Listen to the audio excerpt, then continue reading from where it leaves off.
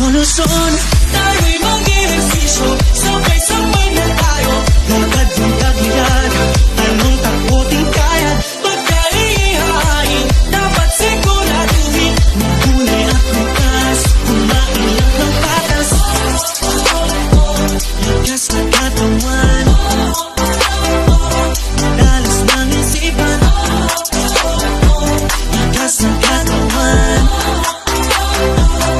dalas ng isipan. Healthy life ay ating simulan. Maging malakas, maging malusog, puso at isipan. Mahusay na guro, yung inyong pamantasan. Hindi magpapatalo dahil laging healthy yan. Tamang nutrisyon, tiyak na solusyon. Tayo'y mag-ehersisyo, sabay-sabay na tayo. Lakad yung tagilid, talon takbo ting kaya.